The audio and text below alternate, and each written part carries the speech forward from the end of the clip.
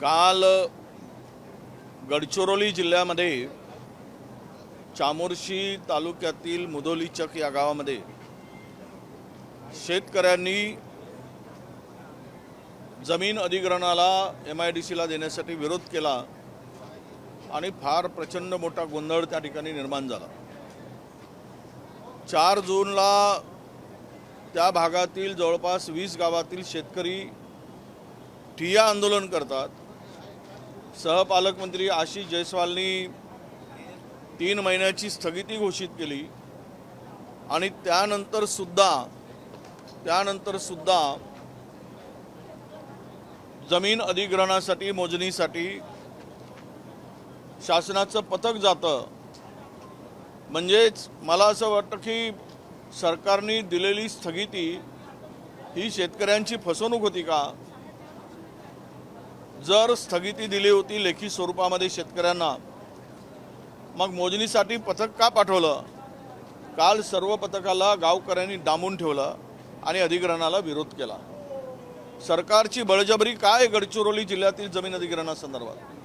सर्व गावागावातील शेतकरी विरोध करत असताना सत्तेचा वापर करून शेतकऱ्याला देशोधडीला लावण्याचं काम गडचिरोली जिल्ह्यामध्ये आणि चंद्रपूर जिल्ह्यातील गुणपिंपरी तालुक्यामध्ये हे सरकार करत आहे।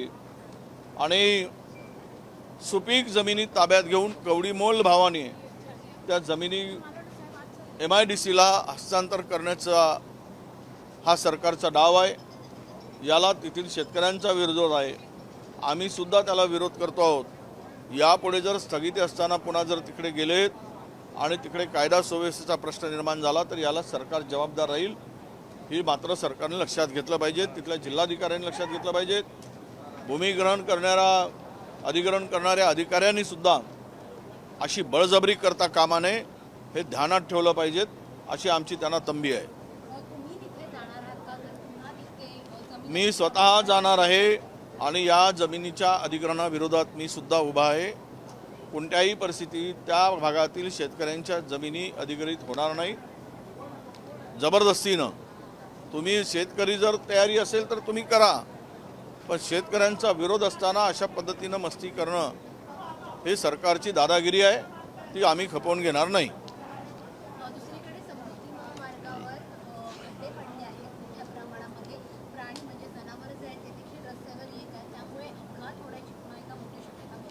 आता सरकारमध्येच अंतर्गत मोठमोठे खड्डे पडले आहेत, त्यामुळे समृद्धीच्या खड्ड्याकडे कुणाचं लक्ष आहे? ते स्वतःचेच खड्डे बुजवण्यामध्ये फार व्यस्त आहेत। आपसातल्या मारामाऱ्या प्रचंड वाढल्या आहेत। काल परवा ज्या काही घडामोडी राज्यामध्ये घडत आहेत आणि तिकडूनच सत्ताधारी फार अस्वस्थ आहेत, सत्ताधारी आमदारही अस्वस्थ आहेत काय होत आहे म्हणून।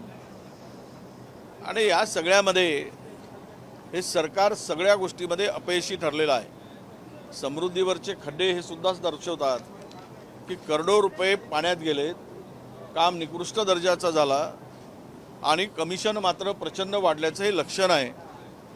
आणि कमिशनखोरीमुळेच ही सर्व रस्त्याचं चाळण होत आहे।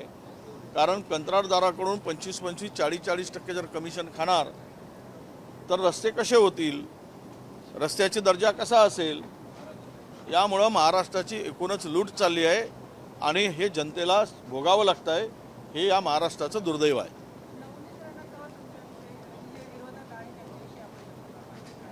नाही, मला माहीत नाही। महिलांचा आम्ही सन्मान करतो, कोण आमच्या विरुद्ध बोलत असेल तर त्याला तो अधिकार आहे।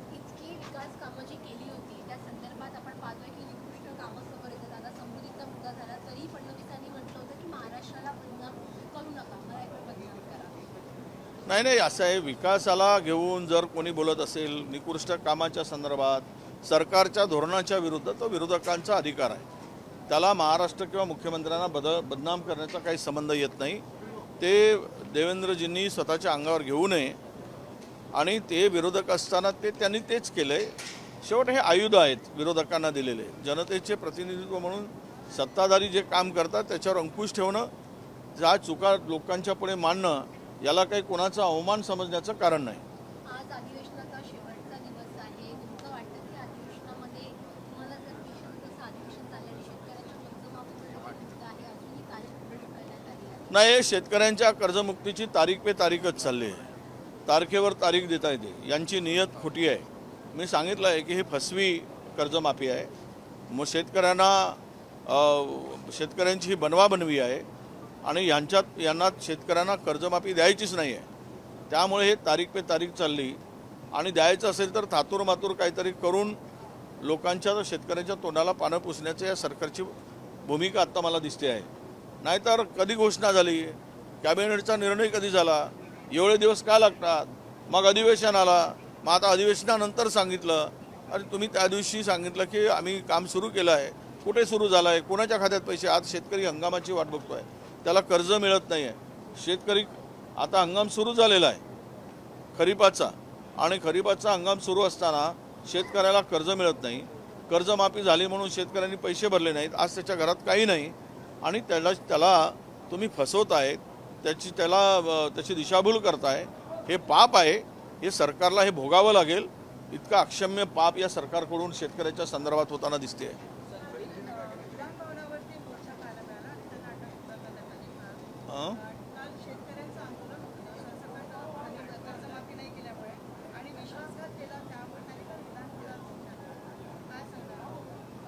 हो, ते सांगितलं ना मी. हे बनवाबनवी करणारं सरकार आहे. आता उद्या शेतकरी रस्त्यावरच उतरतील. उतरावंच लागेल, कारण ही कर्जमाफी फसवी कर्जमाफी आहे.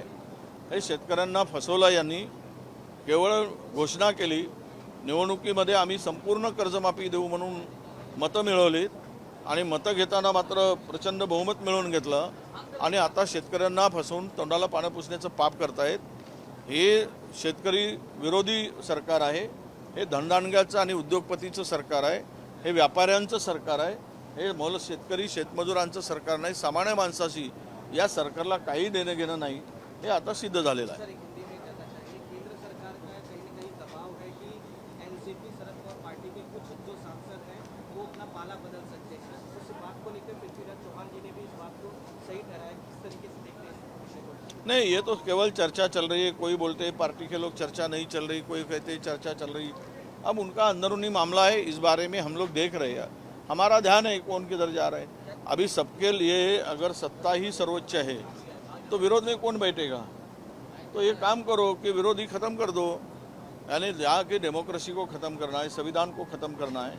इस तरह से जो इनको जो भूख है आमदारों की, खासदारों की, इनकी भूख कोई शमने की दिख नहीं रहा है. अब हर पार्टी को तोड़ के उनको बर्बाद करने का काम चालू है. ठीक है, सत्ता है तो जाने वालों ने भी सोचना चाहिए. अभी ये खासदार लोग गए महायुति के वोटों के भरोसे चुन के आए, महाविकास आघाड़ी के, और महायुति के विरोध में इन लोगों को जनाधार मिला. थोड़ी तो भी इनको ये सोचना चाहिए था कि अगर जाना है तुमको तो रिजाइन करके जाओ, दोबारा चुनाव लड़के जाओ ना, तुम्हारे में दम है तो. पर इस तरह से पाला बदलना ये तो गद्दारी है. अपने विचारों से गद्दारी है, खुद से गद्दारी है, महाराष्ट्र की जनता से गद्दारी है.